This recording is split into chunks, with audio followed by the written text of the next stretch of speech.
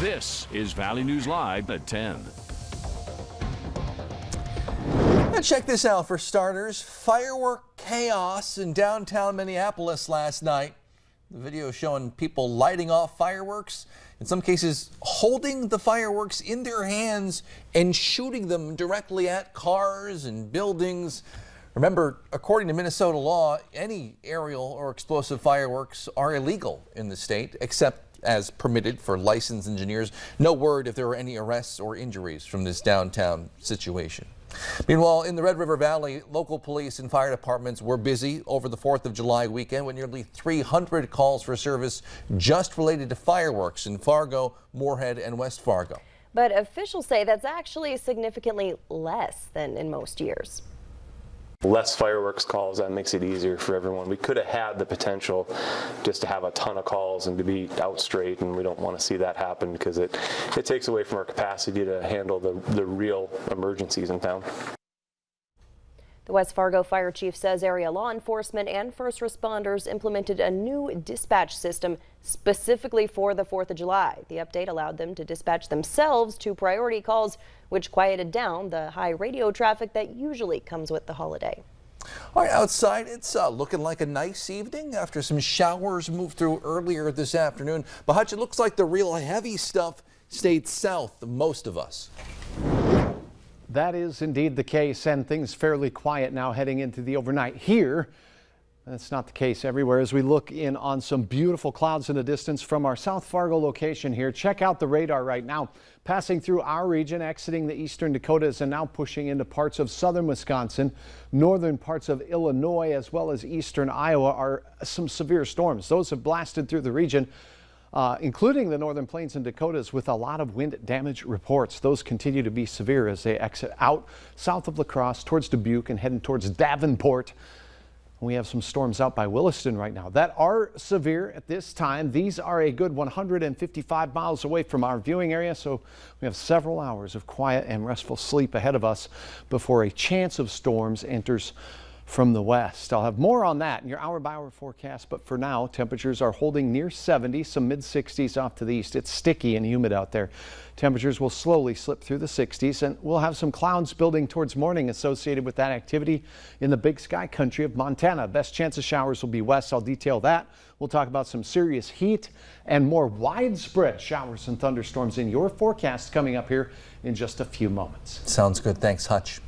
New for you tonight, North Dakota Highway Patrol says one woman was sent to the hospital after a school bus swerved into a ditch Friday. They say it happened about 8 miles north of Ellendale when the bus had to stop abruptly to avoid hitting traffic, which had slowed down to turn. They say the bus driver, 35-year-old Nancy Bonet, was airlifted to a hospital for her injuries. No passengers were on the bus and no one else was hurt. Highway Patrol is still investigating. New information on the girl who was killed at a parade in Mandan. Police say 6-year-old Mabel Askey of Ventura, California, fell off a trailer and was struck by a tire.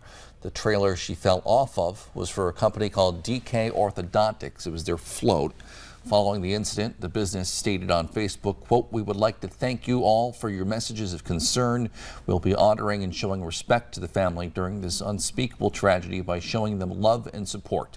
The DK family asks for your prayers, support, and privacy for the grieving family." Police are still investigating the incident.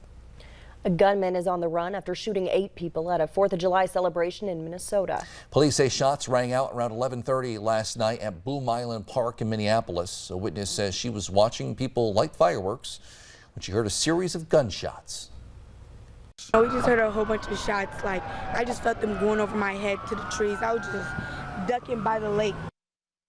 Minneapolis Park Police say there were no formal 4th of July events or fireworks planned at the park, but it is a place where people gather to celebrate the holiday. New tonight in Illinois, the suspect on the Highland Park parade shooting is now officially charged with 7 counts of first-degree murder, with more charges pending. Police believe 21-year-old Robert Cremo III had planned the attack weeks in advance and dressed as a woman to avoid being recognized. Today, the Lake County State's Attorney's Office has charged Robert Cremo III with 7 counts of first-degree murder for the killing spree that he has unleashed against our community. These are just the first of many charges that will be filed against Mr. Cremo. Officials say he was in possession of multiple legally obtained firearms and that he threatened to kill members of his family 2 years prior. Investigators believe Cremo acted alone and that his victims were random with no racial or religious motivation. If convicted, he would face mandatory life in prison without parole. The mayor of Akron, Ohio, has declared a state of emergency as sometimes violent protests continue. Protesters believe police body cam video released by authorities fails to explain why the 8 officers opened fire, shooting Jalen Walker possibly more than 60 times. Elise Preston reports from Akron. 8 Akron police officers involved in the deadly shooting of Jalen Walker are facing an independent state investigation in Ohio, a first for the department. City Council President Margot Somerville says historically, those investigations were done internally. The state of Ohio does not require independent state investigations when it comes to officer-involved shootings. That is correct. Accountability has been kind of missing, right? Transparency has kind of been missing. So there's been a lot of mistrust. We're trying to rebuild some of that trust. Police say this surveillance video shows Walker firing a gun from his car during a police pursuit last week. Minutes later, the chase turns on foot. Investigators say police body camera shows Walker reaching down to his waist area before 8 officers opened fire. Walker was unarmed when more than 60 bullets pierced his body. 5 of the 8 officers involved served just 2.5 years on the force. Experience does play a role. In June, Ohio became one of 25 states allowing citizens to carry concealed guns without a permit or background check. A photo released by Akron police shows a weapon, magazine clip, and a wedding ring in the front seat of Walker's car. A family friend, Reverend Roderick Pounds, says Walker suffered heartbreak in recent months and was mourning the death of his fiancée. She was in an unfortunate accident and was killed abruptly on the highway with a semi-truck.